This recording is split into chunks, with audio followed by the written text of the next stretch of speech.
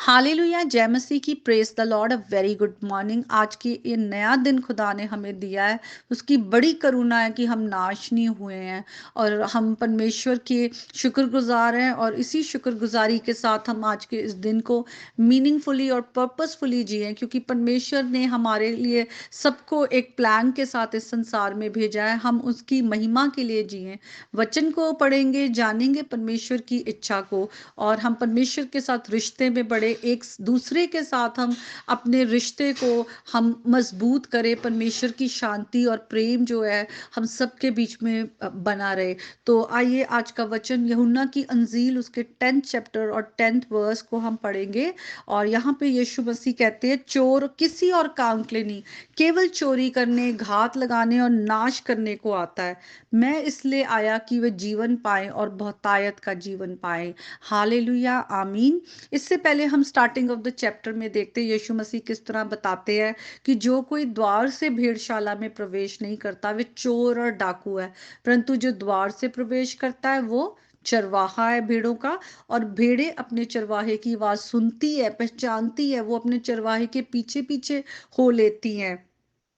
और फिर उसके बाद दूसरा क्लेम यीशु मसीह करते हैं कि मैं ही भेड़ों का द्वार भी हूँ, और जो मेरे से पहले आए वो सब चोर और डाकू हैं, परंतु द्वार मैं हूँ। यदि कोई मेरे द्वारा प्रवेश करेगा तो उद्धार पाएगा। तो यहाँ पे यीशु मसीह साफ साफ ये क्लियर कर रहे हैं कि उद्धार किसी और में नहीं है, सिर्फ यीशु मसीह है जो उद्धार करता है।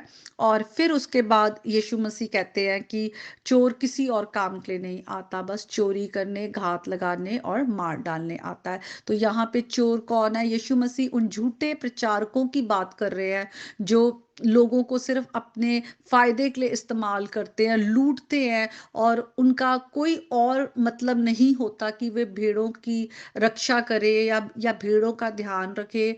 और हम ये कंट्रास्ट देखते हैं कहाँ, जब पुराने नियम में जाए कि दाऊद राजा जब वो खुद एक चरवाहे थे, और वो लिखते हैं कि किस तरह से यहोवा जो है वो लिखते हैं कि मेरा चरवाहा है, और किस तरह से वो अपनी भेड़ों का ध्यान रखते हैं, और वो अपने नाम के निमित्त जो है वो धार्मिकता के मार्ग पर लेकर चलते हैं। तो यहोवा को दाऊद राजा एक अच्छे चरवाहे के रूप में वो उनकी जो इमेजरी को वो प्रकट करते हैं उस भजन के द्वारा, क्योंकि दाऊद राजा खुद एक चरवाहे थे, और वो जानते थे कि एक अच्छे चरवाहे का काम क्या है, कि अपने भेड़ों के लिए वो चारा जो है वो उनको देता है, वो उनकी रक्षा करता है, उनको जो जंगली जानवरों से बचाता है, और उनको आराम की जगह पे लेके आता है।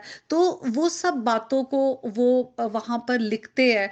और यहाँ पे यीशु मसीह कहते हैं कि मैं अच्छा चरवाहा हूँ, और मैं अपनी भेड़ों के लिए अपनी जान भी दे देता हूँ। तो यीशु मसीह अपना क्लेम जो है वो कर रहे हैं कि यीशु मसीह ही उद्धार करता है, यीशु मसीह ही प्रभु है।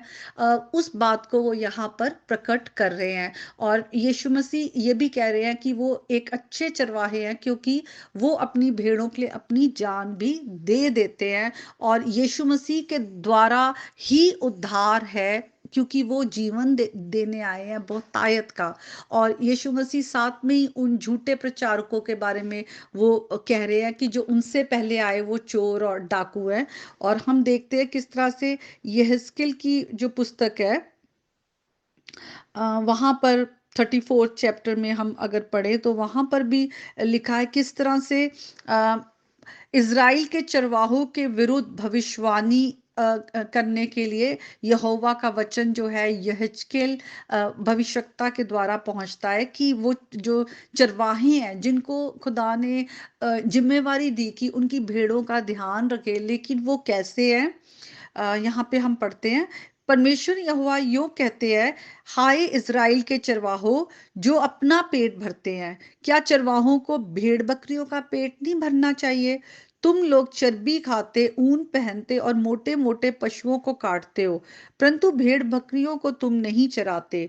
तुमने बीमारों को बलवान न किया, न रोगियों को चंगा किया, न घायलों के घावों को बांधा, न निकाली हुई को फेर लाए, न खोई हुई को खोजा, परंतु तुमने बल और जबरदस्ती से अधिकार चलाया है। तो यहाँ पे झूठे प्रचारक, जिनके बारे में संत पौलुस और संत पतरस भी अपनी अपनी पत्रियों में लिखते हैं कि जो कलीसिया है वो झूठे प्रचारकों से, शिक्षकों से सावधान रहे, जो आके ना सिर्फ लोगों को झूठी शिक्षा से उनको प्रभु से दूर कर देते हैं, उद्धार के रास्ते से दूर कर देते हैं, उनको मृत्यु के रास्ते की ओर लेके जाते हैं, क्योंकि उद्धार सिर्फ यीशु मसीह में है। अगर यीशु मसीह के सुसमाचार के अलावा कोई और जो शिक्षा आती है उद्धार के लिए, तो वो गलत रास्ता है, और कोई रास्ता नहीं है कि हम कहें कि यीशु मसीह के अलावा हम जो है उद्धार पा सकते हैं। तो अगर कोई भी हमें झूठी शिक्षा देता है तो हमें उससे सावधान रहता है। और झूठे शिक्षकों का जो उनकी जो निशानी, उनके साइंस क्या है, वो यहाँ से हमें पता चल जाता है कि वो सेल्फ सेंटर्ड ग्रीडी तरह के लोग हैं, और बहुत ही प्राइडफुल लोग हैं, क्योंकि वो उनको किसी से कोई मतलब नहीं है। यहाँ पे लिखा हुआ है कि उन्होंने जो जो बीमार है या जो जरूरतमंद है या जिनको वचन की जरूरत है, वचन के द्वारा या प्रार्थनाओं के द्वारा उनको चंगे होने की जरूरत है, या वो टूटे हुए हैं, निराश है, परेशान है, उनकी बिल्कुल भी उनको चिंता नहीं है। अगर कोई भटक गया है प्रभु के रास्ते से, उनको कोई मतलब नहीं है कि वो उन तक जाए, उनको वापस लेकर आए, उनके लिए प्रार्थना करे या उनको समझाए। लेकिन वो दूसरों पर डोमिनेट करते हैं, और वो अपनी जो झूठी शिक्षाएं हैं और अपनी जो ट्रेडिशनल चीजें हैं, ट्रेडिशन है, और अलग उनके जो मैन मेड जो उनकी टीचिंग्स है, उनको वो लोगों पर इम्पोज करते हैं। तो यहाँ पर फिर आगे हम देखते हैं कि यहोवा यूं कहते हैं, उनका जो वचन है यहेजकेल भविष्यद्वक्ता के द्वारा, कि मैं आप ही अपनी भेड़ बकरियों का चरवाहा हूँगा, और मैं आप ही उन्हें बिठाऊंगा। मैं खोई हुओं को ढूंढूंगा और निकाली हुओं को फेर लाऊंगा, और घायल के घाव बांधूंगा, और बीमार को बलवान करूंगा, और जो मोटे और बलवंत हैं उन्हें मैं नाश करूंगा। मैं उनकी चरवाही न्याय से करूंगा। तो जो झूठे प्रचारक और शिक्षक हैं, उन पे परमेश्वर का दंड आएगा, उन पे परमेश्वर का न्याय आएगा।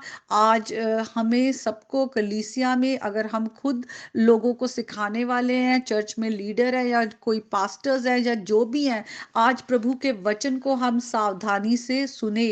क्या हम परमेश्वर के अंडर परमेश्वर को सबमिट करते हैं, उसकी लॉर्डशिप को मानते हैं, और हम अच्छे चरवाहे हैं या नहीं, जो हम प्रभु की भेड़ों का ध्यान रखते हैं।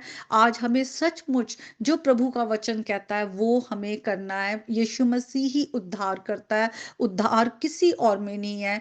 हम आज यीशु को रिजेक्ट करके, यीशु मसीह को उनके जो सुसमाचार है उसको पीछे करके दूसरी चीजों को आगे ना करें, कि हम लोगों को उनके वचन से भटक दे। हमें कोई संसार की धन दौलत या दूसरी चीजें जो है, पावर पोजीशन, ये सब हमें नहीं बचा सकता। सिर्फ यीशु मसीह के नाम में ही उद्धार है।